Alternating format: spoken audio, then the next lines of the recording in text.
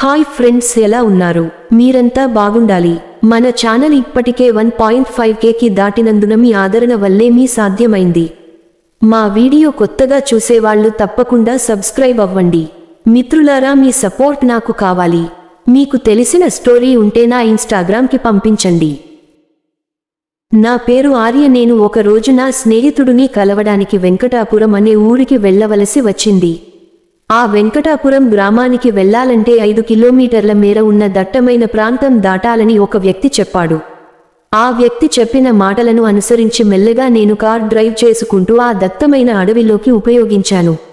ఆ రోజు అమావాస్య కావడంతో అడవి అంతా కటిక చీకటిగా మారింది. ఆ కటిక చీకటిలో కారులో ఇళయరాజా పాటలు వింటూ సంతోషంగా వెళుతున్నాను. అలా అడవి మధ్యలో వచ్చేసరికి ఒక్కసారిగా కారు హెడ్ లైట్లో వెలుతురు తగ్గిపోయింది. నేను వెళ్తున్న దారి నాకు అసలు కనిపించడం లేదు. మెల్లమెల్లగా కారు హెడ్లైట్లో వెలుతురు తగ్గి ఒక్కసారిగా కారు ఆగిపోయింది. కారుని మళ్లీ స్టార్ట్ చేశాను, కానీ ఎంత ప్రయత్నించినా కారు స్టార్ట్ అవ్వలేదు. ఏమైంది అని కారు దిగి చూశాను. కారు దిగిన వెంటనే ఒక్కసారిగా కారు డోర్స్ క్లోజ్ అయ్యాయి. కారు డోర్ ఎంత ఓపెన్ చేసినా మళ్లీ తెరుచుకోలేదు. కారు డోరు ఓపెన్ కాకపోవడంతో నాకు ఒక్కసారిగా గుండె దడ పెరిగింది. భయంతో గొంతులో తడి ఆరిపోతుంది. చుట్టుపక్కల ఎవరు లేరు. దూరం నుంచి అడవి జంతువుల అరుపులు వినిపిస్తున్నాయి. ఆ సమయంలో నా వెనక ఎవరో నిలబడి ఉన్నట్లుగా నాకు అనిపించింది. తిరిగి వెనక్కి చూశాను, కానీ అక్కడ ఎవరూ లేరు. భయంతో నా కాళ్ళు చేతులు వణకడం మొదలైనవి. ఇక్కడ ఉంటే ప్రమాదం అని నాకు అనిపించింది. నా దగ్గర ఉన్న మొబైల్ లైట్తో భయంతో ముందుకు నడిచాను.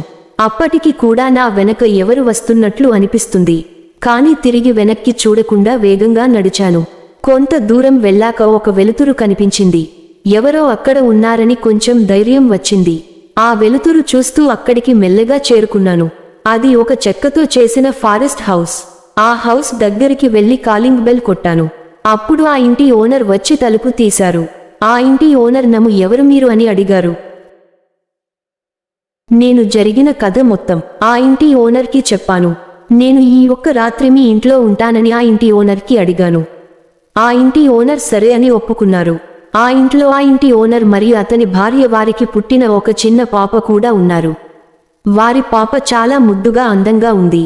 అంతా బాగుంది అన్న కొంత సమయానికి ఒక్కసారిగా కరెంట్ పోయింది.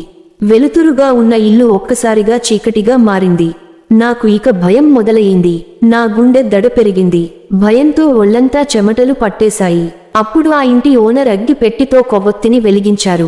అప్పుడు ఆ ఇంటి ఓనర్, ఇది ఫారెస్ట్ ఏరియా కాబట్టే కరెంటు ఎక్కువగా ఉండదు అని చెప్పాడు. మీరు ఎక్కువగా టెన్షన్ పడకండి, మీకు ఏమీ కాదు అని ఆ ఇంటి ఓనర్ నాకు ధైర్యం చెప్పాడు. ఆ ఇంటి ఓనర్ నాతో చెప్పిన మాటలు నాకు ఒక్కసారిగా తిరిగి ఊపిరి వచ్చినట్లు అనిపించింది. మీరు చాలా టెన్షన్ పడిపోయినట్లు ఉన్నారు.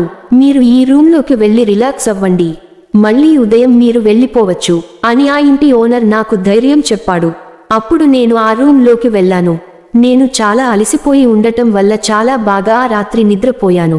మరునాడు నేను నిద్ర లేచి ఆ రూమ్ నుంచి బయటకు వచ్చాను.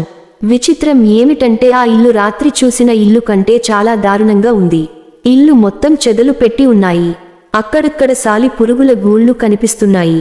ఆ ఇంట్లో ఉన్నవారు ఎవరు కనబడలేదు. నాకు ఒక్కసారిగా భయం వేసి నేను ఆ ఇంటి మెయిన్ డోర్ వద్దకు వచ్చి తలుపు తీసి బయటికి పారిపోయాను. ఆ ఇంటి నుంచి బయటకు వచ్చిన తరువాత అప్పుడు దూరంగా ఒక పాల ట్యాంకు లారీ ఆ దారిన వెళ్తుంది. ఆ లారీ డ్రైవర్ నన్ను చూసి లారీని ఆపాడు. ఆ లారీ డ్రైవర్, ఎవరు మీరు ఈ ఇంటి దగ్గర ఏం చేస్తున్నారు అని అడిగాడు. నేను జరిగిన కథ మొత్తం చెప్పాను. అప్పుడు ఆ లారీ ఆ డ్రైవర్ ఈ ఇంట్లో ఉన్నవారు 2 సంవత్సరాల క్రితమే ఆత్మహత్య చేసుకుని చనిపోయారు. ప్రతి అమావాస్య రోజున ఈ ఇంట్లో ఎవరూ ఉన్నట్లుగా మాటలు వినిపిస్తూ ఉంటాయని, ఇక్కడ ఉండటం అంత మంచిది కాదు అని, ఇక్కడ నుంచి త్వరగా వెళ్ళిపోండి అని చెప్పాడు. ఆ లారీ డ్రైవర్ చెప్పిన మాటలు విన్న వెంటనే నాకు ఒక్కసారిగా చావుని కాళ్ల చూసినంత పని అయింది. అక్కడి నుంచి త్వరగా నడుచుకుని నా కారు దగ్గరికి వెళ్ళాను. నా కారు డోర్ తీయగానే డోర్ ఓపెన్ అయ్యింది. కారుని స్టార్ట్ చేశాను. కారు ఒక్కసారిగా స్టార్ట్ అయింది. అక్కడి నుండి వెంకటాపురం అనే గ్రామానికి వెళ్ళిపోయాను. ఈ రోజుకి కూడా నాకు ఆ ఇల్లు, అందులో ఉన్న మనుషులు గురించి తలుచుకుంటే నాకు ఆశ్చర్యం వేస్తుంది. మిత్రులారా, మా వీడియో మీకు నచ్చినట్లయితే లైక్ చేసి సబ్స్క్రైబ్ చేయండి. ఎందుకంటే మీరు లైక్ చేయడం వల్ల నా వీడియో మరింత మందికి వెళ్తుంది కాబట్టి.